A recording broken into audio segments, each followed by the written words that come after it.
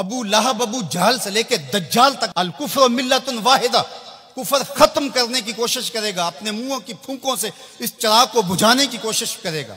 ये चराग कभी आपको झिलमिलाता हुआ भी दिखाई देगा, लेकिन ये बात जहन में रख लो कि वल्लाहु मुतिम्मु नूरिही, अल्लाह इस नूर का इत्माम करेगा।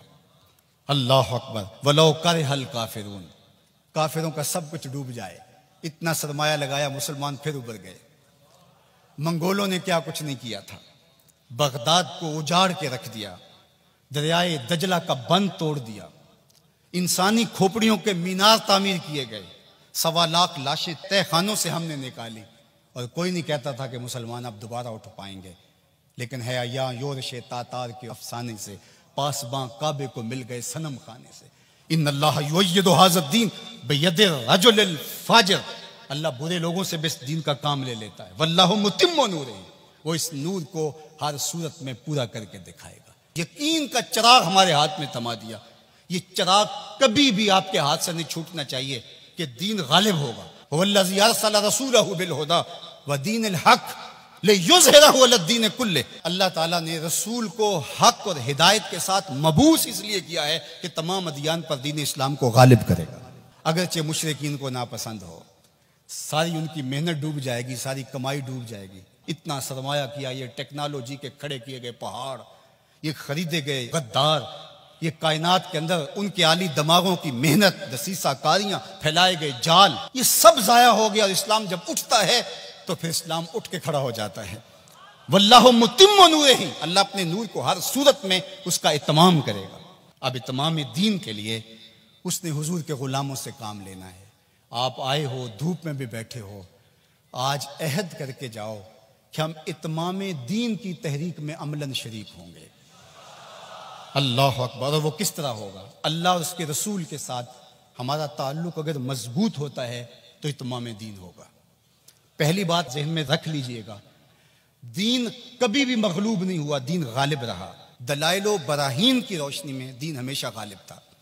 सियासी तौर पे हम मगलूब हुए और टेक्नोलॉजी में हम मगलूब हुए, मुख्तलिफ जगहों पे मुख्तलिफ ज़राए में हम मगलूब हुए, लेकिन अपनी फितरी सदाकत के एतबार से दीन कभी मगलूब नहीं हुआ। दीगर उन्वानात से हमारी मगलूबियत है। इस्लाम अपने फितरी मिजाज के साथ गालिब है। अल्लाह और उसके रसूल के साथ हमारा ताल्लुक मजबूत होना चाहिए, सतही नहीं होना चाहिए, हमारा ताल्लुक मजबूत होना चाहिए। हमारी मोहब्बत नारों तक महदूद नहीं होनी चाहिए। हमारी मोहब्बत सिर्फ हमारे लिबास और हमारी वज़ाकता तक महदूद नहीं होनी चाहिए, बल्कि मोहब्बत रसूल का तकाजा यह है कि हमारी रूहें भी हुजूर की गुलाम होनी चाहिए, हमारा जिस्म भी हुजूर का गुलाम हो, हमारा तर्ज ज़िंदगी, अंदाज़ मुआशरत, उठना बैठना, रवैये, शादी ब्याह मरग, सब कुछ हुजूर की गुलामी के सांचे में डली हो। दूसरा काम आपने जो करना है वो किताबुल्लाह से रब मजबूत करना है। जितना मजबूत रब्त कुरान से कायम होगा, उम्मत ऊपर चली जाएगी। सिर्फ नारों से नहीं, सिर्फ बातों से नहीं, मेरी गुफ्तगू से नहीं, इस इज्तिमा से नहीं, आपने कुरान से अपने रब्त को मजबूत करना है। कोई दिन आपका ना गुजरे कुरान के बगैर। हम अपने इबलाग को मुयस्सर बनाएं, और ये सिर्फ मुबल्लिगीन के लिए ही नहीं है, ये हर शख्स ज़िम्मेदार है कि वो हुजूर के दीन के मैसेज को आगे मुंतकिल करे। मुयस्सर तबलीग का अंदाज होगा तो असर अंदाज होगा। अगर तबलीग का अंदाज मुयस्सर नहीं है तो वो उल्टा नुकसान का सबब होगा। इखलाको किरदार की खूबसूरती हर सूरत के अंदर इस उम्मत को हासिल करनी होगी। उम्मत गिर जाए, उम्मत उरूज पे हो, जिस सूरत के अंदर भी हैं, अपनी गुफ्तगू को, अपने तर्ज ज़िंदगी को, अपने अंदाज़ मुआशरत को खूबसूरत रखेंगे और हमारा किरदार बताएगा कि हम हुजूर के ग़ुलाम हैं, तो हम चाहे एक ही फ़र्द होंगे तो उस पैगाम को लेकर आगे बढ़ जाएंगे। लेकिन लाखों भी होंगे लेकिन बदतमीज़ होंगे किरदार के एतबार से, रवैयों के एतबार से, अखलाकियात के एतबार से, तो फिर कुछ भी नहीं होगा। हम एक झाग की तरह होंगे। तालीम का नज़्म उम्मतों को खड़ा करता है और तालीम के ज़रिए से कौमें आगे बढ़ती हैं, और जहालत ही कौमों की बर्बादी का सबब और ज़रिया होता है। इसीलिए इदारतुल मुस्तफ़ा ने इस सेक्टर के अंदर ख़ास तौर पे अपने काम को आगे बढ़ाने का आगाज़ किया है, इसलिए कि मिंबर व महराब को अगर साले अफराद नसीब हो जाएं जो दीन की रूह के मुताबिक उन तक पैगाम पहुंचा सके, तो ये उम्मत खड़ा होते हुए देर नहीं लगेगी। इसी तरह दूसरा किरदार वालिदैन का है, तीसरा किरदार मुअल्लिमीन का है। उम्मत साजी के अमल में ये 3 किरदार इंतहाई अहम हैं। और चौथा किरदार दौरे मौजूद के अंदर मीडिया का है, जिससे हम सरे दस्त कोई तवक्को नहीं रख सकते, लेकिन ये 3 किरदार जो हैं ये इंतहाई अहम है। इन किरदारों को हमें संभालना पड़ेगा। गलबाए दीन का शौक़ जुनून की हद तक हमारे सीने में मौजूद होना चाहिए, लेकिन ये बात जहन में रखे कि अगर हम ये नहीं कर पाते तो हमारे ज़ुम्मे नहीं है, हमारे ज़ुम्मे जो है वो कोशिश और मेहनत करना है। जब इंसान ये तय कर लेता है कि ये मैंने करना ही करना है और वो नहीं हो पाता तो वो मायूस हो जाता है। इसलिए गलबा अगर हो जाता है तो ये बहुत अच्छी बात है, बल्कि मैंने ये बात कई दफ़ा कही है कि हमारा काम सफ़े सीधी करना है, अल्लाह इमाम को भेज देगा। लेकिन खुद अगर हम कहें कि हम इमाम बन के भी हमने बैठना है तो फिर घर का रास्ता भूल गए, हम घर जाने की जल्दी में फिर हम रास्ता भूल जाएंगे। इदारतुल मुस्तफ़ा एक मरबूत फ़िक्र का नाम है, इसके तयशुदा अहदाफ हैं, लेकिन ये बात जहन में रखिएगा कि हम एक तूफान सीने में रखने के बावजूद ऐसी जल्दबाजी कभी नहीं करेंगे जिससे हमारा रास्ता खोटा हो जाए। हम समझते हैं और इस वक्त जो दुख फैले हुए हैं, उम्मत जिस दर्द में मुब्तला है, एक वक्त था उस जमाने में हम भी कहते थे कोई शहर दे लोग भी जालिम ने, कोई सानू मरन दा शौक भी है, वो शौके फरामा मरने का सीने में मौजूद है। लेकिन आज मैं ये भी कहना चाहूंगा कि ए अश्क आहिस्ता बरेज के गम ज़्यादस्त, ए आंसुओं होले होले बरसो गम ज्यादा हैं, ए शम्मा आहिस्ता बसोज के शब दराजस्त। रात बहुत लंबी है, रात बहुत तारीक है, इस शमा को बचा बचा के जलाना है, कहीं बुझ ना जाए ये चिराग और बाकी आधी रात अंधेरे में डूब जाए।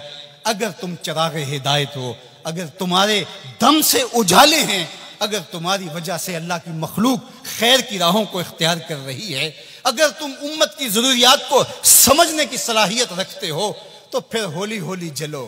इसलिए कि शब दराज़स्त, रात बहुत लंबी है, इसलिए होले होले आहिस्ता आहिस्ता मंजिल की तरफ बढ़ते जाओ। हाँ, उठने वाला कदम रहे मंजिल की तरफ, चींटी की चाल पे भी चलोगे तो मंजिल पे पहुंच जाओगे। उम्मत के तसव्वुर को हमेशा उजागर रखना, हुजूर की उम्मत बन के रहना। आप अपनी शनाख्त को, आपकी इलाकाई शनाख्त है, आपकी मसलकी शनाख्त है, आपकी ख़ानदानी शनाख्त है, आपकी जो भी शनाख्तें हैं उन शनाख्तों को बाकी रखो। मैं उन शनाख्तों का इनकार नहीं करता, लेकिन आपका तारुफ उम्मत के हवाले से आगे बढ़ना चाहिए। और उम्मत ये एक आफाकी तसव्वुर है कि जो आपको खड़ा कर देगा और आका करीम अलैहिस्सलाम की तस्कीन कल्ब का सबब और जरिया बनेगा। जब उलमा मशाइख एक दूसरे के जुब्बे उधेड़ रहे होते हैं, मिंबर रसूल जो हुजूर का दिया हुआ होता है, इस पे एक दूसरे को काफिर कह रहे होते हैं और किसी को काफिर कहने पे जश्न मना रहे होते हैं और उनकी पगड़ियां उधेड़ के उसकी धिजियां बखेर रहे होते हैं और उस पर रक्स कर रहे होते हैं, गुंबद खजरा में रसूलुल्लाह को कितनी तकलीफ होती होगी। तो इसलिए उम्मत बन के रहो, बिखर के ना रहना। सियासी शऊर अच्छी तरह से आप पे अंदर होना चाहिए। हम इंतखाबी सियासत से गुरेज इसलिए करते हैं कि इसका नतीजा हमारी आंखों के सामने है कि 70 साल में कुछ नहीं मिला, तो आइंदा हम जो मुयस्सर है वो हम जो कर रहे हैं वो भी क्यों छोड़ बैठे।